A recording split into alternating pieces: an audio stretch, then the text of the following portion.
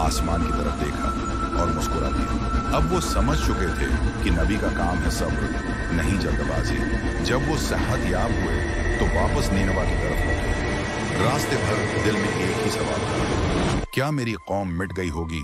मगर जब वो पहुंचे तो मंजर बदल चुका था। पूरा शहर वो अल्लाह के सामने झुक चुका था। हर जबान से तौबा, हर आंख में नदामत। उनकी कौम ईमान ला चुकी थी। हजरत यूनुस अलैहिस्सलाम की कहानी हमें ये सिखाती है, कभी मायूस मत होना। अल्लाह हर पुकार सुनता है अगर वो दिल से हो। जल्दबाजी नुकसान लाती है मगर सब्र रहमत लाता है। तौबा हमेशा दरवाजा खोलती है, चाहे अंधेरे कितने ही गहरे हों।